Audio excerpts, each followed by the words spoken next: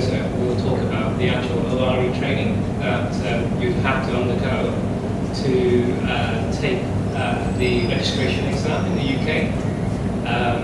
But he'll go in more detail. I'll also talk about the ORE exam process as well in my presentation.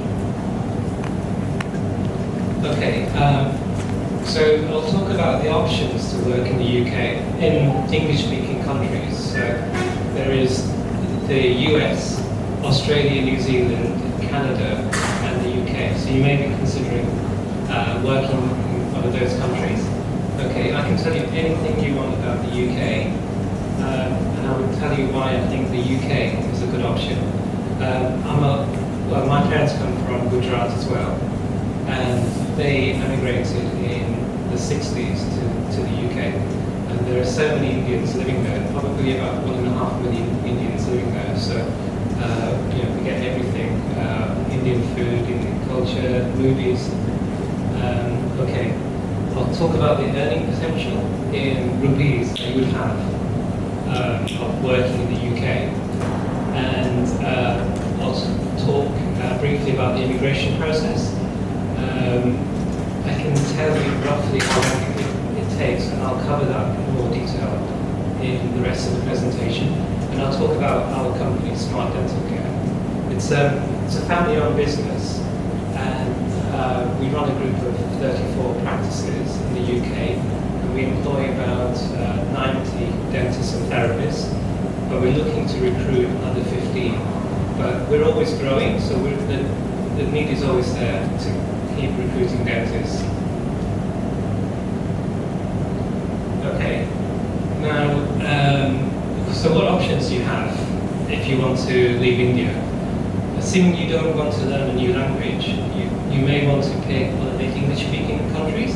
So with the USA, it's a great place, but I think you would have to do your dental degree again, depending on the state. In most states, I think you have to do your dental degree again. And there are kind of quotas, I believe, on how many foreign students they'll take as well. So there's just a few complications if you want to work in the US. Canada is another option, but I believe that the market is quite saturated because it's quite easy for dentists to go over to Canada. So you may pass the license exams over there, but you might struggle to earn what you can earn in the UK. There's the UK. The average earnings are 4 to 5 lakhs per month once you start working in the National Health Service System. And the National Health Service System is a government subsidized dental system, so it means that everybody can afford to see a dentist. So if people don't have money, poor, they get their dentistry subsidized 100% by the government.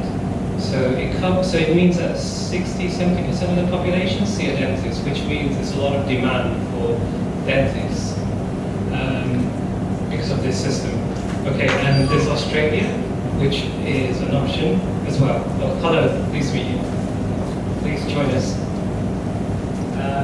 Okay, and there's also New Zealand. I'll just quickly recap. These are the different options that you have to work in English-speaking countries. There's US, Canada, UK, Australia, New Zealand. And my name is Subal Shah, and I'm a recruitment manager for Smart Dental Care. I believe the UK is the best option because you have the best prospects of finding work in the UK because there's such a demand for dentistry in the UK because dentistry is subsidized by the government, so patients don't actually pay that much. So why come to the UK? We have some great universities. They're all of a certain standard and they're all regulated. And if you live in the northwest of England, where I come from, Manchester, there are 4 universities nearby that you can access to do postgraduate opportunities. There are lots of short courses like Invisalign, 6 months Smile, and also restorative courses, and also subsidized courses by the government. So it's a good dental fraternity, and they keep putting on courses that you can attend. So there are lots of patients in the UK because the government subsidises dentistry. So in the UK, the government subsidises dentistry, medicine, so medicine is free, education, so education is free up to the age of 18. And it comes from taxpayers. But it means that patients are very used to coming to see a dentist on a 6-month basis. And every practice will have databases full of dentist names, patient names. And it's not actually that difficult to get new patients in the UK. The population is quite educated as well about looking after their teeth, and there's also a lot of interest in private work in orthodontics. I had orthodontics. The braces were taken off just 2 years ago, so there is a lot of awareness of an interest in having straight teeth because of Hollywood, teeth whitening, veneers and bridges. So there's a shortage of NHS dentists, and these are dentists that work in the National Health Service system. There's no shortage of private dentists because a lot of the English dentists want to become private dentists, but it means that there's a demand for NHS dentistry, especially in the countryside, in places like Scotland, Cornwall, which are away from the main cities. So you always eventually find work in the UK. There's a great quality of life in the UK. It's very green, it rains all the time. There aren't that many people, probably about 60 million people living, 6 crores in the UK. And so they mainly live in the city, so there's lots of countryside, greenery, parks, restaurants. It's quite multicultural, quite international. And so I know there is a myth that it's very difficult to get a visa to work in the UK, but it's not true. We currently have 6 dentists from India and Pakistan working for us, and we've sponsored their visas. We have permission from the government, a Smart Dental Care, to sponsor dentists to come over to work in our practices. And the main criteria is our earnings criteria. You need to be earning about £37,000 per year, which is about 2.7 lakhs per month. You should be easily earning 4 to 5,000, and I'll show you how much you should be earning later. And so it's never been a problem for us to recruit overseas dentists into the UK. Sorry, if you've got any questions, feel free to ask now, you can ask later.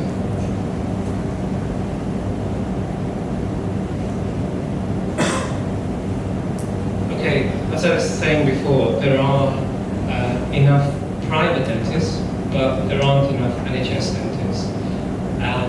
And National Health Service practices, they have pressure to recruit dentists to hit their targets. They have targets from the government, so there's a lot of demand for dentists to be employed in the UK. Okay, so the British Dental Association, it's the equivalent of the Indian Dental Association, is that it looks after the interests of dentists in the UK. And they say that 68% of practices are struggling to fill vacant posts. And it's true, we are struggling, so hence why I'm here, to try and recruit dentists. And we also will put on the training to help you to pass the license exams, with a view that we will employ, subject to available positions, dentists from India. Okay, and another survey showed that a lot of dentists want to leave NHS dentistry.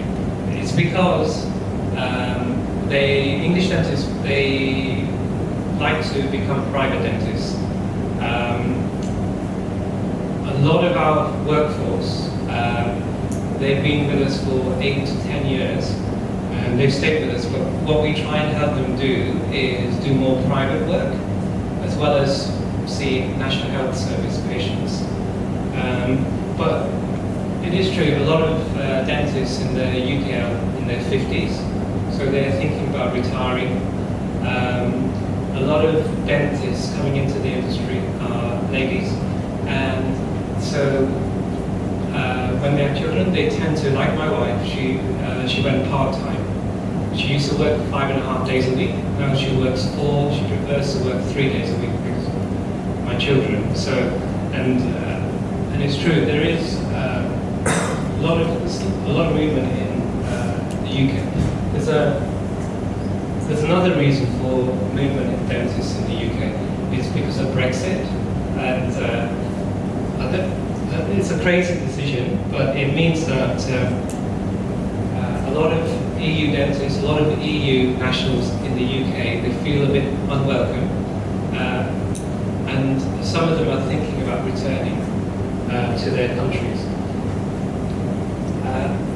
Okay, previously, if you go back long enough, the National Health Service started in the 50s in the UK. So people like my parents came over to work in the National Health Service. So a lot of doctors and dentists came from India and Pakistan to work in the UK. And more recently, we've had lots of Greek, Portuguese, Spanish dentists because Europe had a financial crisis, so they came over to the UK. We've had Romanian, Polish, and Bulgarian dentists, but they've gone back. They're thinking about going back because Poland is developing itself. It's becoming richer, so a lot of Polish dentists are going back. And so the Greeks and Spanish dentists are not coming because of Brexit. They have an irrational fear that they're not welcome. So this is Dr. Hitab.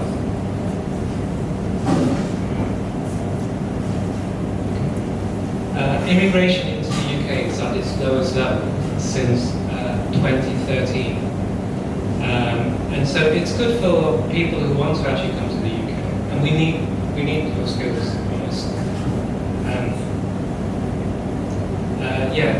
Because the NHS is so popular in the UK,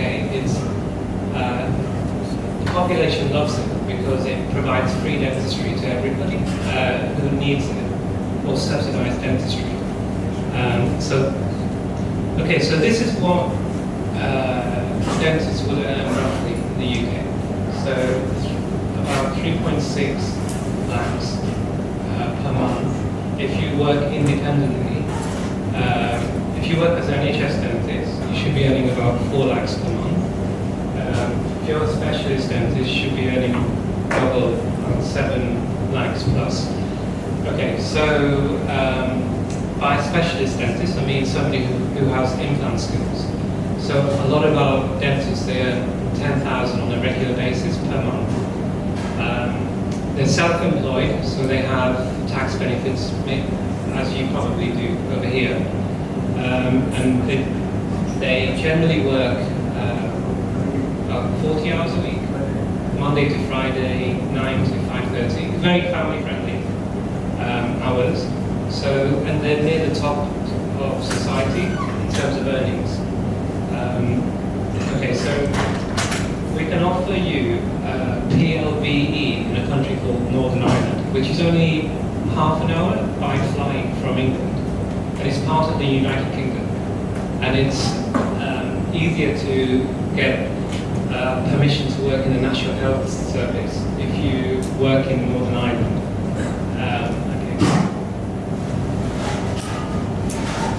So, to work in the UK, you have to pass the Overseas Registration Exam, ORE for short. Okay, so it consists of 2 papers.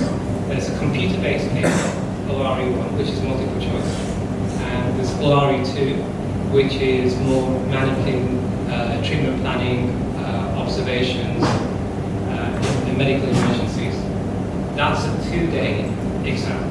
the ORE1 is probably Dr. Noza will tell you how long that is. And so once you pass ORE2 exam, you can register with the GDC, which is it's like the Dental Council of India, the General Dental Council. And then you have three options. You can work in National Health Service if you can get practice to sponsor you, to mentor you. You can work privately, or you can work in hospitals in the UK.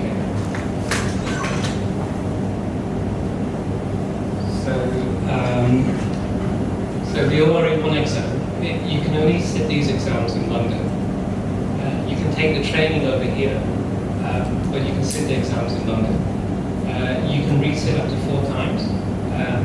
It runs twice a year, and that's the rough fee of the actual examination. Okay, so ORE2. Okay, so it's, like I said, it's a mannequin exam. It's a bit more intensive. It runs 3 times a year. It's more expensive because it runs over 2 days, and so they charge more for that. Again, it's just runs in London. Okay. Okay. So the pass rates are roughly about 70% for ORE1. But with proper training, guidance, etc., you should be able to pass ORE1. And ORE2 is about 40%, because it's tougher. So you probably need a lot more training on ORE2.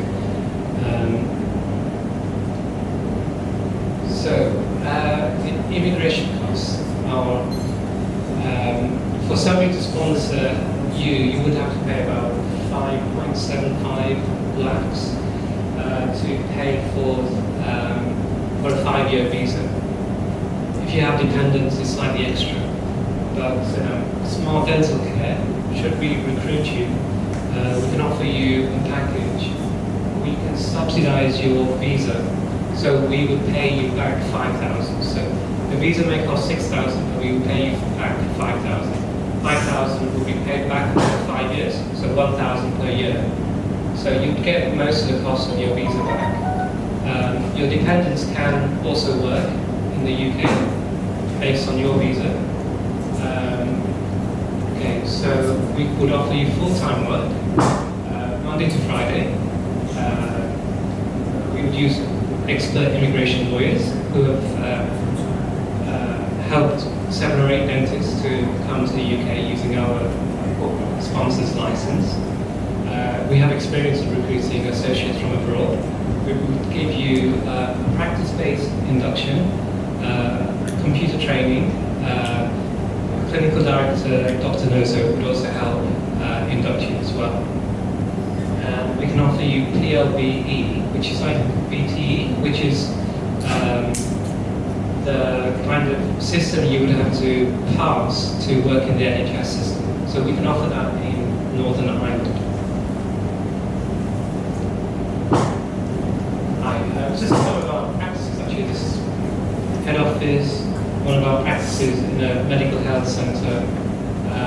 We have our office here in Gujarat, and just some of our teams. So I wonder if you have any questions.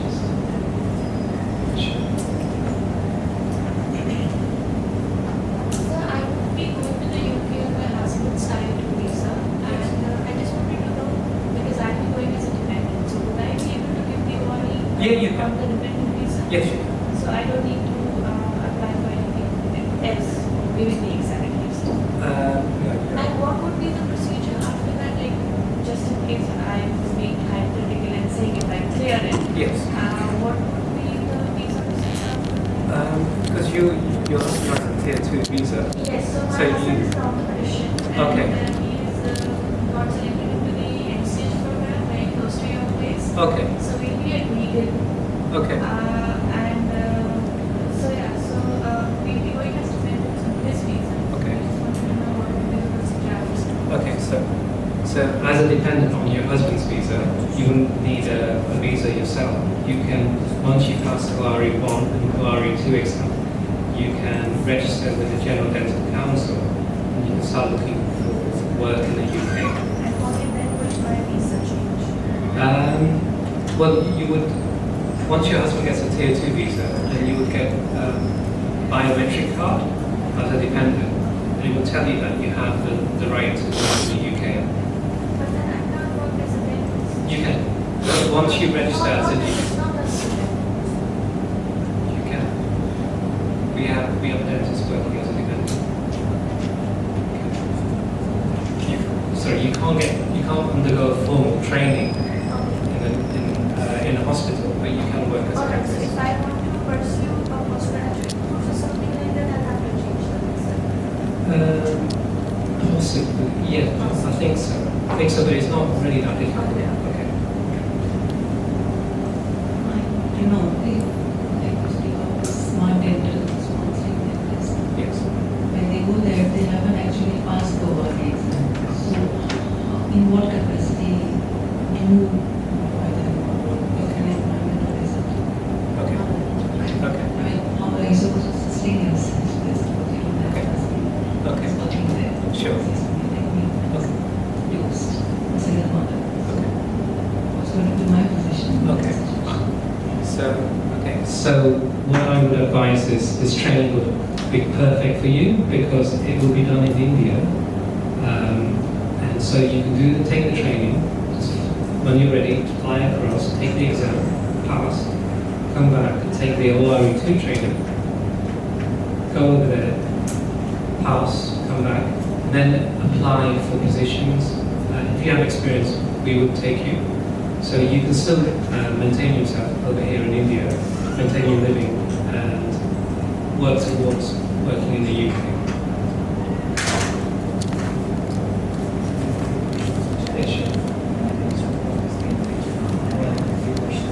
Okay, now this is quite technical, so I'll pass it over to Dr. Noza. He'll answer all your questions. Okay. Do you have, does anybody else has any questions? Are you sure? You can ask me questions at the end as well.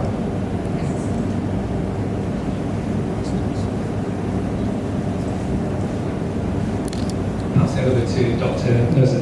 This is Dr. Hittard as well. He is a dentist here in Gujarat, in Gujarat. And he's been working for 2.5 years. He also works with Smart Dental Care as a compliance advisor. And this is Dr. Noza.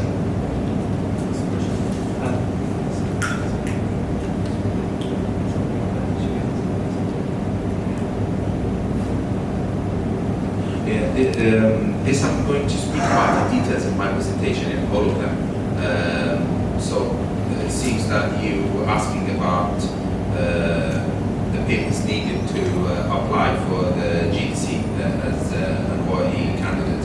So I'll speak to that. I have it in my presentation.